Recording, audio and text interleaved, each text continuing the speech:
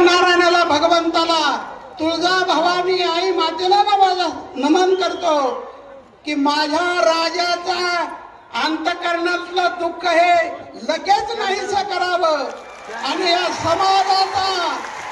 समाजाचा पोशिंदा असणारा सुदृढ असावा, त्यांची प्रकृती अगदी ठणठणीत व्हावी ही तुळजा मातेला नगद नारायणाला भगवंताला साकडा घालतो। आणि या दसरा मेळाव्याच्या निमित्ताने या गडावर प्रेम करणारा संघर्ष योद्धा मनोज दादावर प्रेम करणारा एवढा अलोट गर्दी या दसरा मेळाव्यासाठी उलथलेली आहे। या ठिकाणी प्रतिकूल वातावरण आहे। आमच्या पाटलाने आम्हाला सांगितलं यावर्षी साध्या पद्धतीमध्ये दसरा मेळावा साजरा करायचा, कारण शेतकरी अडचणीत आहे, पूरग्रस्त अडचणींमध्ये आहे आणि म्हणून यामध्ये एवढी अडचण असताना सुद्धा जरांगे पाटलावर टाकलेला विश्वास या समाधानी तरुण बांधवांनी एवढी मोठी अशी गर्दी झालेली आहे। आणि म्हणून या दसरा मेळाव्याला एक मुहूर्त आहे। आपल्या अंतकरणाचे विकार नाहीसे करायचे, दुर्बुद्धी नाहीशी करायची, अहंकार नाहीसा करायचा आणि अहंकार रूपी रावणाला जाळायचंय पेटायचंय। आता पेटणार आहे। नारायणगडावर आव्हान करण्यात येत आहे की सर्व जाती धर्माला घेऊन चालणारा हा नारायणगड आहे।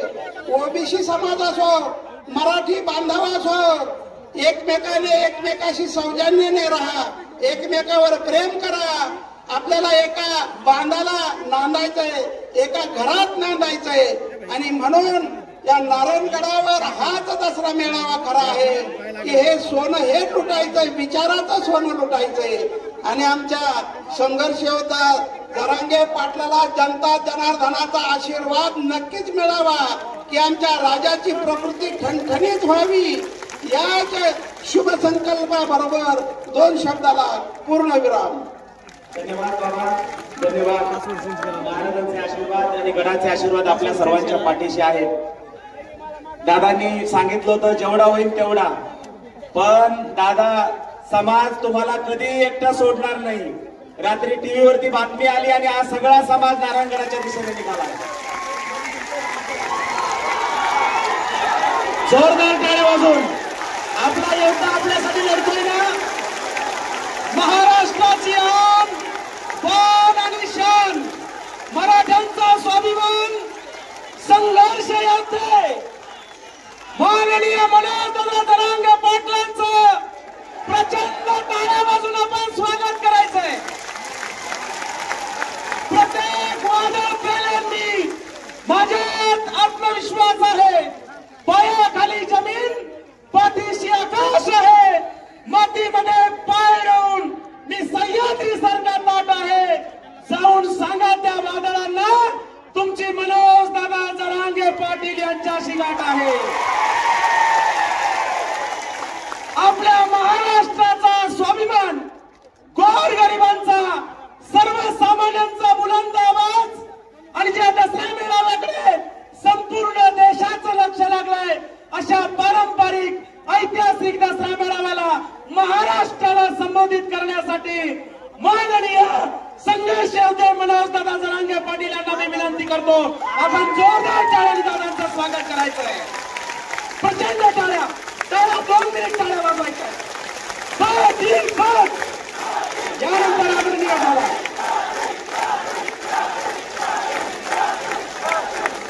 जे काय दादा बोलणार आहेत ते लक्षपूर्वक ऐकायचं भावांनो।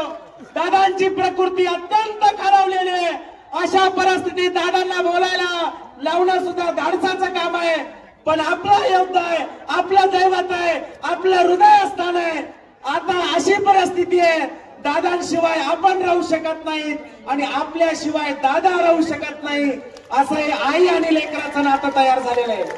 म्हणून दादांची प्रकृती एवढी खालावलेली असताना सुद्धा जे काही दादा बोलतील, दादा एक शब्द बोलले तरी ते आपल्यासाठी 1000 शब्द आहेत आणि दादांनी आपल्याला जिकडे बोट दाखवतील तिकडे त्या दिशेने आपल्याला जायचंय। आणि म्हणून या विराट जनसमुदायाला संबोधित करण्यासाठी आदरणीय संघर्ष योद्धे मनोज दादा जरांगे पाटील आदरणीय दादांना मी विनंती करतो आम्हाला सगळ्याला मार्गदर्शन करावं. जोरदार टाळ्या वाजवायच्यात आपण सगळ्यांनी.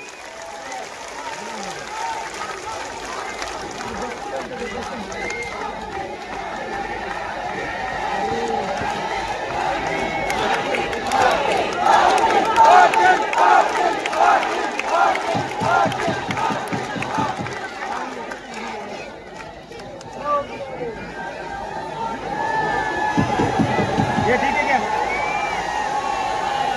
और क्लोज करू क्या और झूम करू क्या ये ठीक नहीं वो दंडे आ रहे व्यासपीठावरच्या खाली वासगळे मागचे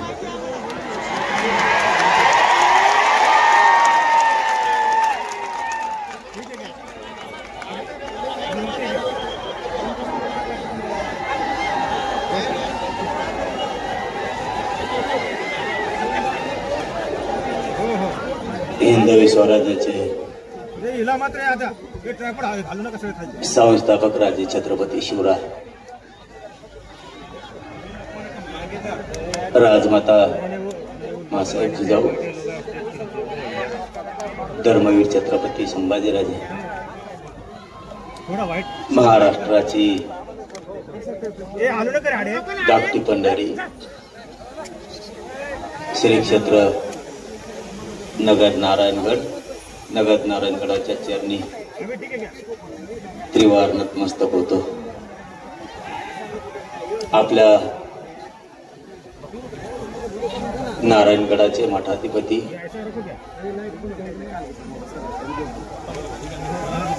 प्रेममूर्ती गुरुवर्य हलू नका शिवाजी बाबाजी यांच्या चरणी नतमस्तक होतो. बंकट स्वामी मठाचे मठाधिपती महंत गुरुवर्य श्री लक्ष्मणजी बाबा मेंगडे यांच्या चरणी नतमस्तक होतो.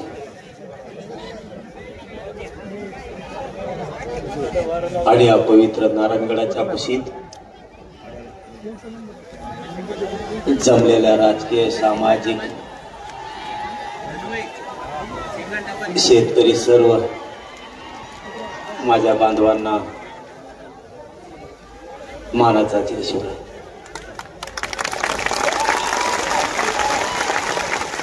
आणि विराट संख्येनं जमलेल्या माझ्या तमाम मराठा बांधवांना माझा मानाचा जय शिवराय.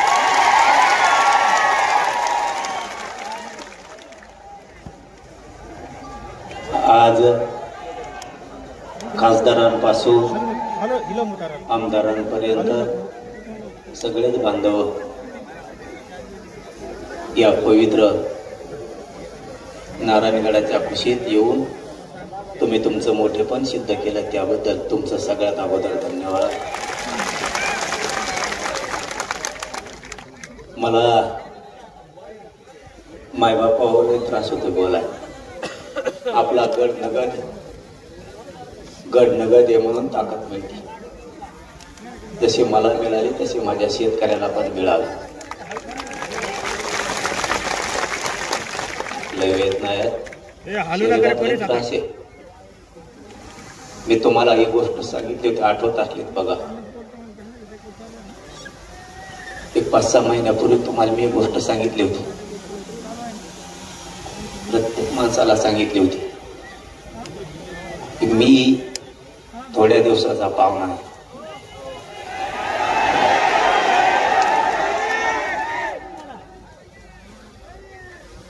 आणि आपण मुंबईला जायची हाक दिली. कारण मी एक गोष्ट तुम्हाला सांगितली होती, शेवटी शरीर हे काही सांगता येत नाही. माझ्या गरिबाच्या लेकराचं मला आयुष्याचं कल्याण करू द्या, मुंबईला चला. कारण मी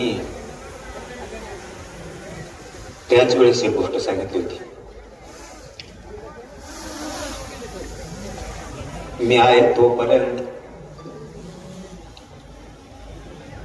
माझ्या समाजाच्या लेकराला आरक्षण दिलेलं मला बघायचं. माग कुणी हटू नका,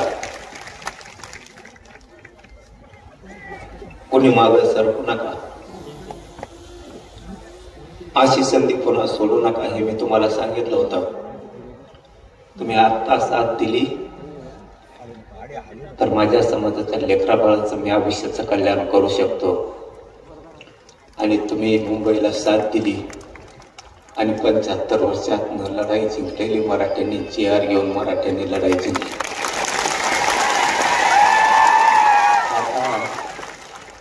आता मला चिंता नाही.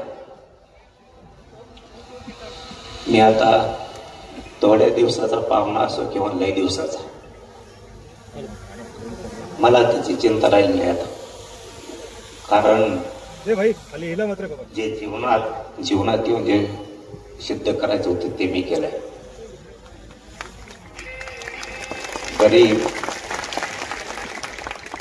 गरीब मराठा समाज खूप होरपळत होता. तो होरपळताना बघवत नव्हता. मी कधी नाटक केलं नाही,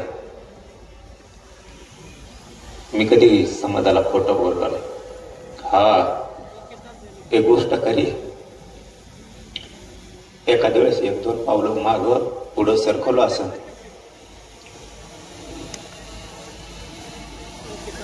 एखाद्या अर्धी चूक झाली पण असं, पण मला दिसत होतं समाज लय तडफडतोय. लेकीवाडी पोरं बाळ जर मोठे करायचे असले तर शेती करतात, तिच्या संग कामं करतात. त्या मराठ्याच्या पायदाशी कोण कोण आहेत?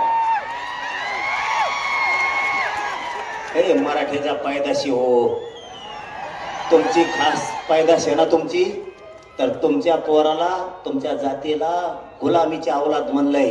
करतो का प्रचार झकमाऱ्या? अरे 10-5 लाखाच्या कामासाठी कवरसाठी तू रे स्वाभिमान जागा ठेव रे. तो जातीला घाण बोललं गेलं, घाण. तुझ्या जे तिथं त्या पक्षात तिच्या सोबत काम करतात त्यांच्यासाठी सांगतोय. खास तुमच्या अवलाद जर मराठ्याची असली ना आता, तर तुमच्या मराठ्याच्या लेकराला गुलाम म्हणलंय, गुलाम. मग आपली जर गुलामीचे पैदाशे असं जर त्यांचं म्हणणं आहे, तर मराठ्यांनी तिथं कशाला झक मारायला काम करता? तुमचा स्वाभिमान जागा हो द्या ना. अरे गेलं राजकीय करिअर खड्ड्यात, गेलं 10-5 रुपयाचं काम कडी लावीत. अस्सल जातवान मिश्या पिढीनाराची अवलाद आहे. कशाला कोणाच्या पायाखाली काम करता, पायाचा ठोन. आता त्यांनी काय सांगितलं, हे गुलामीचं गॅजेट कशाला लागू करता? मोगाचा प्रश्न अर्धवट राहिला, तुम्ही तिसरं जोडीता म्हणून सांगतो. मग आता आमचं गुलामीचं गॅजेट हे निजामचं. बर ठीक. मग इंग्रज काय तुमच्या परिवारात राहत होता का घरात राहत होता?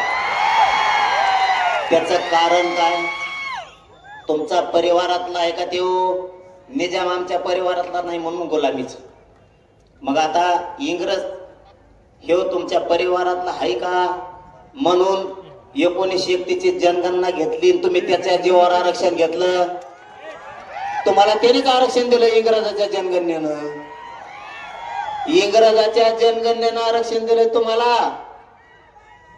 मग तुम्ही कोण असं आम्ही म्हणायचं का? म्हणलो नाही, म्हणलो नाही. आपण तुमच्यासारखे बिघडलेल्या रक्ताचे नाही. म्हणलो नाही, म्हणणार नाही, म्हणायचं का असं म्हणलो नाही. तुम्ही डायरेक्ट म्हणले आम्हाला, पण आम्ही म्हणायचं का म्हणलो. बर, याच्या पुढे जाऊन आम्ही असं म्हणलो का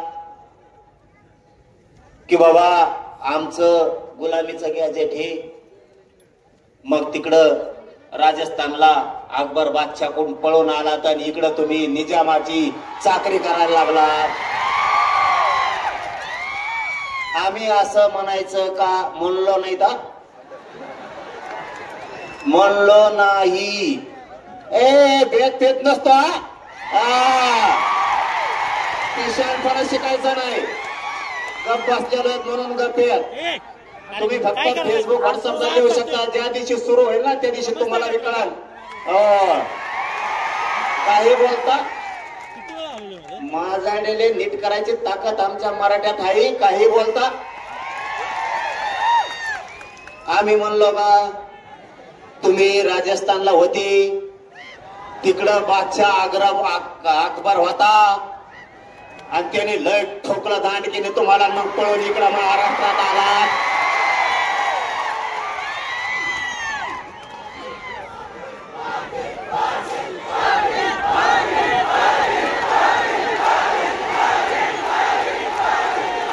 आणि मग तुम्ही निजामाच्या जंगलात संभळणाऱ्या बनलात.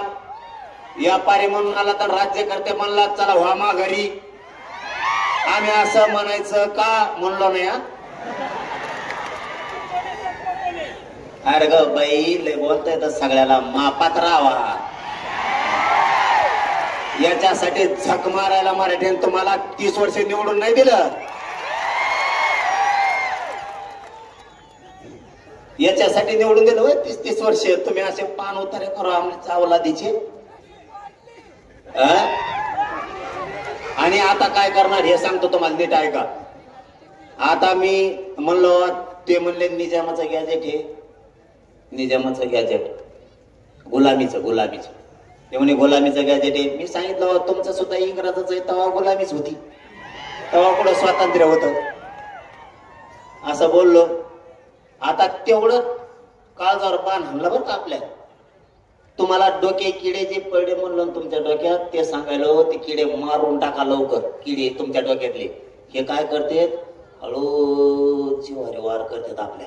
आणि मी बोललो का 2-3 महिने गप बसतात.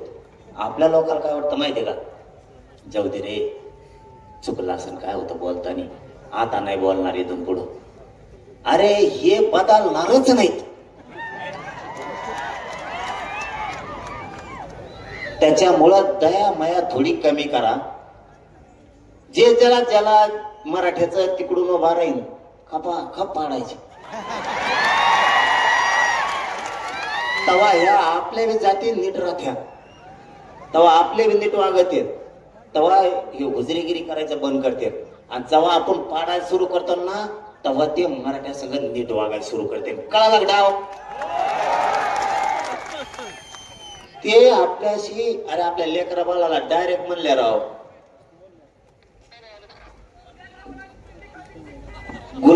गुलामी. आपल्या लेकरा डायरेक्ट गुलाम म्हणलं गेलं त्याचा अर्थ असा होतो. आणि मग तुम्हाला लेकरा बाळापेक्षा मोठे ते आहेत का म्हणून गप जरी बसले ते आपल्या लोक मीडियात बोलते जाहीर आणि लोकात म्हणते चुकलं बरं का इथून पुढं नाही बोलणार.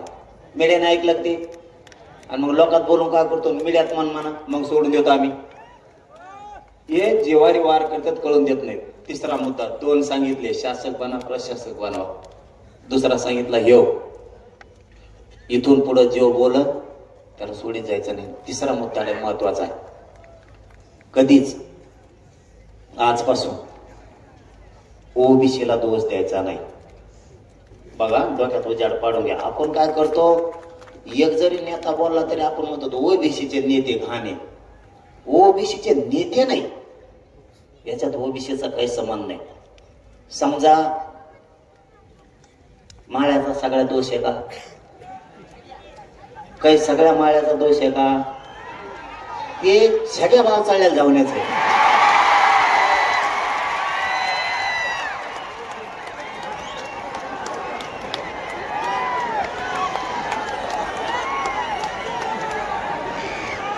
त्याला काय करायचं आता त्याला म्हशीवणी थोडे दिवस पाण्यात बांधायचं. त्याला मी बांधितो थांबा तुम्ही मला नीट होऊन दे रे मी नीट व्हायणार रे. शरीर मला साथ द्यायला नाही तर यांचा दुमता काढायला मेले पक्का. लावले का नाही 150 पावणे 200 कामाला? लावले का नाही रे? नुसते तज्ञाला घेऊन बसत येत. याला काय झालं, त्याला काय झालं, ते कस काय बसलं, हे कस काय बसलं, कुळातच कम घेतले, बिगर कुळाचे कम घेतले, सगळं गॅजेटच कम लावलं. मग मराठीत आत गेले. आत नाही जातात का? बाहेर तरी कवर होतो होय ना, बाहेर तो आता इथून पुढं ज्या जातीचा माणूस बोलन त्याला ओबीसीचा नेता नाही म्हणायचा.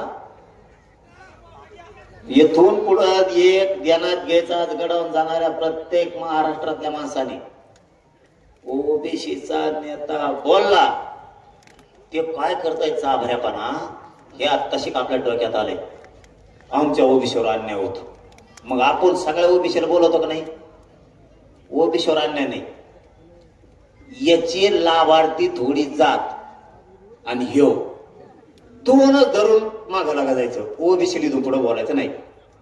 समजा उदाहरणार्थ इथून पुढं, आता इथून पुढं लक्षात ठेवा, समजा आता थोडे माळी आणि थोड्या माळ्याचा नेता छगन भुजबळ, बाकीच्या नेत्याने काही, बाकीच्या माळ्याने काही केलं का आपलं? उगाच उगाच सगळ्यांची विरोध आपण बी. छगन भुजबळ आणि त्याच्या लाभार्थी माळी तेवढीच जात, बाकीचे माळी आपली. धनगराचा नेता आपल्या विरोधात बोलला, धनगराचा नेता आपल्या विरोधात बोलला. समजत एक तुम्हाला मी काय बोलतोय? धनगराचा नेता आपल्या विरोधात बोलला, सगळ्या धनगराचा संबंध नाही. ते थोडं ते 10-5 त्याचे धनगराचे लाभार्थी आणि त्यो बाकीच्या धनगराला देणं घेणं नाही. त्यामुळे इथून पुढे जो जातीचा बोला ना त्याला त्याच्या जातीत तोलायचा, आता ओबीसीत तोलायचं नाही. म्हणजे बाकीच्या ओबीसीचा बिचारी लवार, कुंभार, ढोवार, काजी असते, धोबी, परी, नावी, जेवढे जेवढे या उगाच उगाच गव्हासाठी किडे लागण्याच काम आहे. आणि सगळ्या ओबीसीचा फायदा 2-3 घेतात, हे एक लक्षात ठेवा. एक आता चौथा मुद्दा सांगतो. आपल्याला 7-8 दिवसापूर्वी विखे पाटील साहेबांचा फोन आला आणि त्यांनी सांगितलं की बाबा तुम्ही दसऱ्याला आंदोलन डिक्लेअर करणार आहे हैदराबादच्या गॅजेटसाठी आणि सातारा संस्थांसाठी. मी नारायणगडातल्या सगळ्या बांधवाच्या साक्षीनं सांगतो,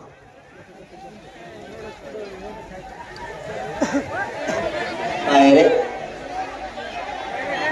खाली बसा, खाली बसा.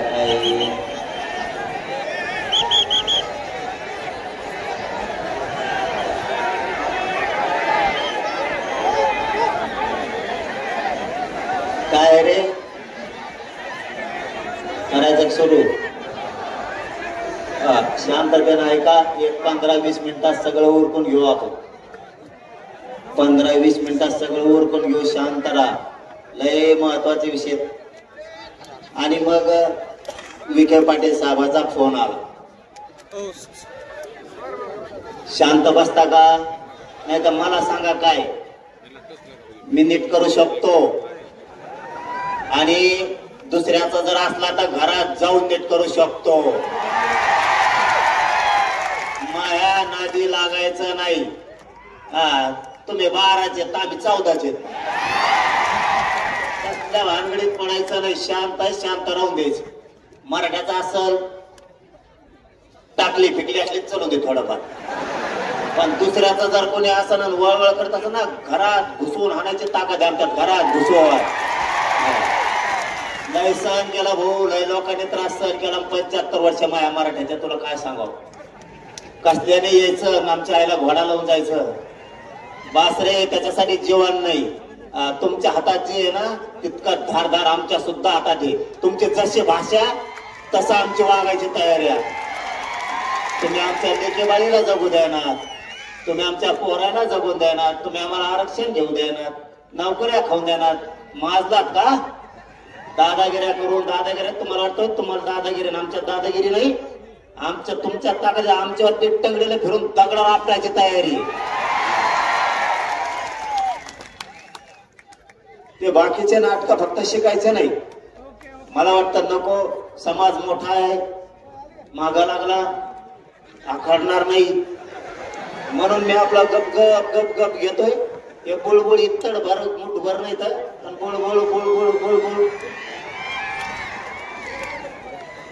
आम्ही जाऊ द्या म्हणतो. आपल्या एका बार डोका जरी फुटला तरी आपण म्हणतो जाऊ द्या. त्यांना वाटलं भेट येत नाही. हो, फुटाण्याला सुद्धा सापडायचं नाही तुम्ही फुटाण्याला. मला उगाच जे नाही बोलायचं ते बोलायला लावू नका. विषय चालला, विखे पाटील साहेबाचा फोन आला.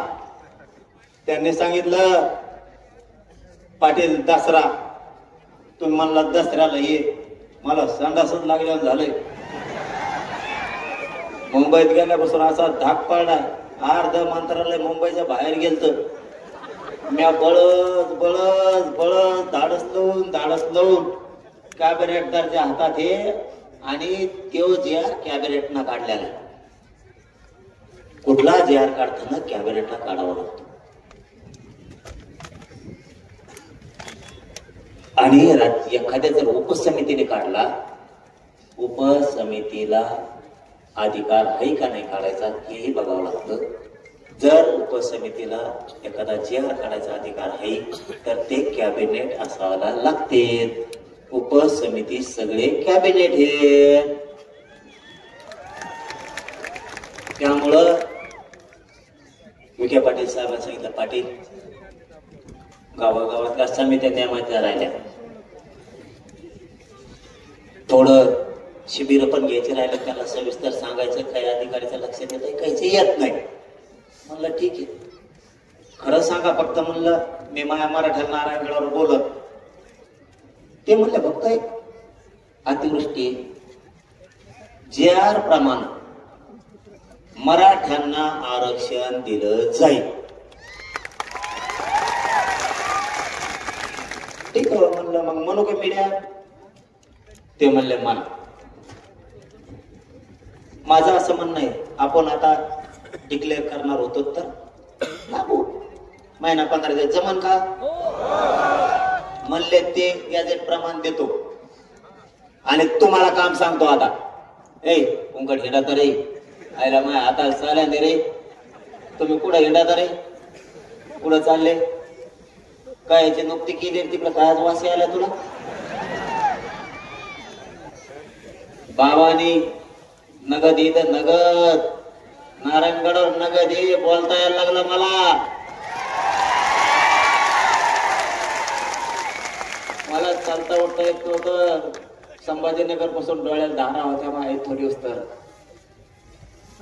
इथं लय शक्ती अपार बाबा. इथं सोपं नाही. इथं जर खोटं केलं ना कार्यक्रम होतो गो माणसाचा. इथं नगद आहे, इथं लई येड्यावर करीत जाऊ नका. माय हात जोडून तुम्हाला विनंती आहे. गड म्हणला असं आपण म्हणायचं, हा बाबा तसंच. नगद आहे नगद. आणि आपली प्रतिष्ठान आपली इज्जत आपणच वाढायची रे भावा. आपल्या गडाची इज्जत आपणच वाढायची. रुसायचं नाही, फुगायचं नाही. रुसला तरी बाबाकडे यायचं, सांगायचं मी तुमच्यावर रुसलो. मग तुमचं पटलंच नाही, बाबाजवळ पायावर जायचं, बाबा सांगायचं मी रुसलो. आणि बाहेर जाताना म्हणायचं रुसा सोडून दिला म्हणायचं मी दाटून रुसलो होतो. उशी वागायचा शिका, वागावं लागल. सांगतो तुम्हाला, गॅजेटियर प्रमाणे द्यायला तयार आहे असं त्यांनी सांगितलं. पण तुम्हाला एक काम सांगतो, तेवढं करा. महाराष्ट्रात सारखे आडनाव असणारे लोक,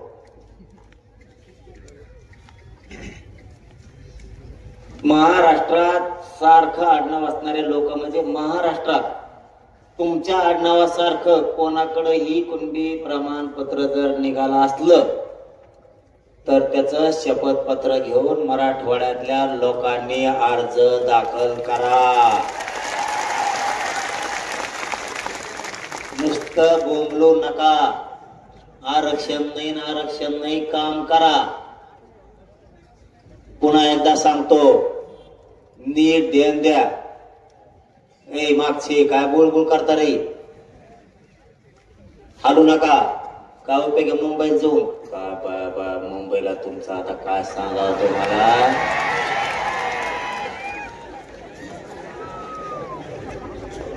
तुमच्या सारखं आडनाव असणारे, ज्याच्याकडे कुणबी प्रमाणपत्र असेल त्याला फोन करा आणि विचारा तो कुणबी प्रमाणपत्र निघालं का? तो मग आडनाव सारखाच आहे. त्याचं कारण सांगतो. तुमचं आडनाव जसं आहे तसंच ज्याच्याकडे महाराष्ट्रात कुणबी प्रमाणपत्र असेल ती तुमची भावकी आहे. 1 2 तुमचे त्याचे नाते संबंध आहेत. 3 तुमचा आणि त्याचं कुळ एक आहेत ना ठेप्यावर सगळे. अर्ज गावा करता रे, नुसते म्हणता आरक्षण नाही अर्जच करीनात. मला दिवाळीत सगळ्यांनी अर्ज केलेले पाहिजे आणि जर त्यांनी नाही दिलं तुम्ही अंतरवली द्या. सांगा इथं माया आडनावासारख्या माणसाचं प्रमाणपत्र होतं, त्याच्या नामची भावकी आहे, त्याचं नामचं कुळ आहे, त्याचं नामच्या नाते संबंधित पण अधिकाऱ्यांनी दिलं नाही. मी जाणन तेव्हा अधिकारी जाणार. प्रतिज्ञा पत्र लिहून घेताना हेच तर महत्वाचं आहे. का उपयोग आहे मग? प्रतिज्ञा पत्र लिहून घेताना ज्या माणसाकडं कुणबी प्रमाणपत्र आहे तुमच्या आडनावासारखं त्याचं कोण प्रतिज्ञापत्र लिहून घ्या की हा म्हणजे कुणबी प्रमाणपत्र त्याच्याकडे त्याने लिहून द्यायचं. हा माझा भावकीतला आहे, हा माझ्या कुळातला आहे, हा माझ्या नातेसंबंधातील आहे. याला शिक्षणासाठी, नोकरीसाठी, शासकीय योजनेसाठी माझ्या कुणबी प्रमाणपत्राच्या आधारे याला कुणबी प्रमाणपत्र देण्यात यावं. कारण तो तुमच्या भावकीतला झाला, कुळातला झाला, नात्यातला झाला. चांगलं आणखीन दुसरं कोणाकोणी विचारून सुद्धा प्रतिज्ञापत्र चांगलं करून घ्यायचं आणि अर्ज सादर करायचे. स्थानिक चौकशी अहवाल प्रत्येक सेतू केंद्रावर. गरीब लोक समजून घ्या, गरीबाला काय करावं कळाना. स्थानिक चौकशी अहवाल म्हणून एक अर्ज आहे सेतू केंद्रावर, तो काढून आणायचा. त्याच्यावर जे कागदपत्र आहेत ते सगळे कागदपत्र जमा करायचे. ते कागद घेऊन तहसीलदारकडे जायचे आणि तहसीलदारला सांगायचं महा कुणबी जात प्रमाणपत्र निघण्याचा अर्ज भरून घे. तो म्हणून कागदपत्र आधी अर्ज देतो आणि कागदपत्र घेऊन ये. त्याला म्हणायचं अर्ज देतो नाही, कागदपत्र घेऊन आलोय, अर्ज भरून घे आणि प्रमाणपत्र दी. कळलं आता? मोकळं. आता ह्यो मुद्दा क्लिअर झाला. आता राहिला मुद्दा शेतकऱ्याचा. माझं सरकारला जाहीरपणानं सांगतो, 1 मराठवाड्यात आणि मराठवाड्याच्या लगतच्या जिल्ह्यात ओला दुष्काळ जाहीर करा.